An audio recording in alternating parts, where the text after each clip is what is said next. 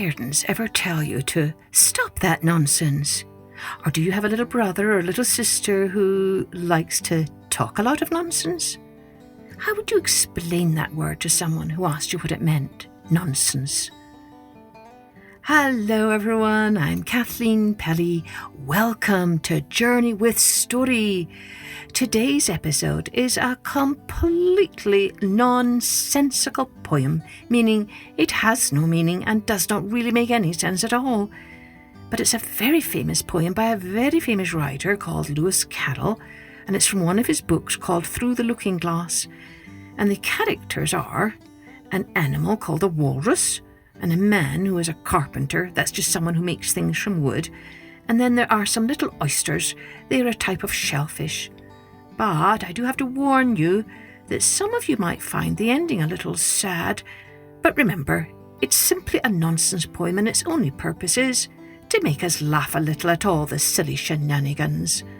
Oh, big shout out for Madeline, age 4, who sent me a fabulous drawing of her favourite episode, The Caterpillar's Voice. It was a wonderful looking caterpillar, Madeline. Thank you so much. And what's more, your mum tells me you like to recite and act out many of the stories you hear in this podcast. What a great idea! Maybe some of our listeners will do the same thing. It's a lot of fun and really helps to feed your imagination. Let's take a journey then with The Walrus and the Carpenter by Lewis Carrol from Through the Looking Glass.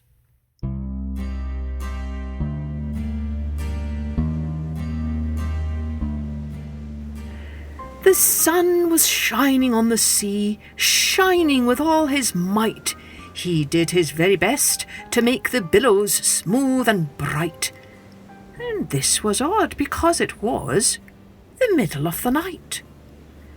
The moon was shining sulkily because she thought the sun had got no business to be there after the day was done. "It's very rude of him," she said, "to come and spoil the fun." The sea was wet as wet could be. The sands were dry as dry. You could not see a cloud because no cloud was in the sky. No birds were flying overhead. There were no birds to fly. The walrus and the carpenter were walking close at hand. They wept like anything to see such quantities of sand. "If this were only cleared away," they said, "it would be grand. If 7 maids with 7 mops swept it for half a year, do you suppose," the walrus said, "that they could get it clear?" "I doubt it," said the carpenter, and shed a bitter tear. "Oh, oysters, come and walk with us," the walrus did beseech. "A pleasant walk, a pleasant talk along the briny beach. We cannot do with more than 4 to give a hand to each."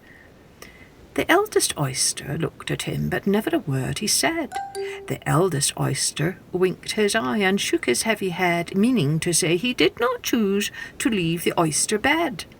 But 4 young oysters hurried up, all eager for the treat. Their coats were brushed, their faces washed, their shoes were clean and neat. And this was odd because, they hadn't any feet. 4 other oysters followed them, and yet another 4, and thick and fast they came at last, and more and more and more, all hopping through the frothy waves and scrambling to the shore. The walrus and the carpenter walked on a mile or so, and then they rested on a rock conveniently low, and all the little oysters stood and waited in a row. "The time has come," the walrus said, "to talk of many things, of shoes and ships and sealing wax, of cabbages and kings, and why the sea is boiling hot, and whether pigs have wings."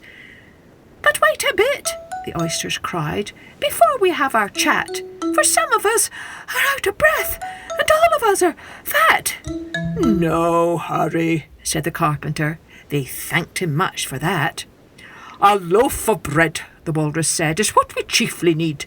Pepper and vinegar besides are very good indeed. Now, if you're ready, oysters dear, we can begin to feed." "But not on us," the oysters cried, turning a little blue. After such kindness, that would be a dismal thing to do. "The night is fine," the walrus said. "Do you admire the view?" "It was so kind of you to come, and you are very nice." The carpenter said nothing, but cut us another slice. "I wish you were not quite so deaf I've had to ask you twice." "It seems a shame," the Walrus said, "to play them such a trick, after we brought them out so far and made them trot so quick."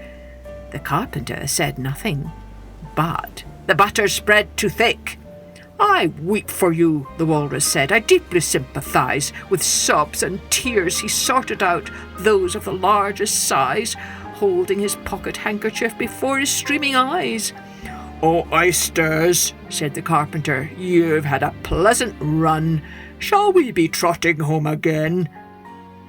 But answer came there none, and this was scarcely odd, because they'd eaten every one.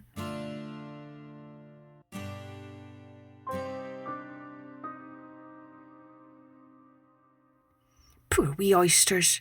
But remember, it was all in fun, just a little made-up nonsense poem that sometimes can cheer us up. Remember, you can send me your drawings or connect with me on Instagram at Journey with Story.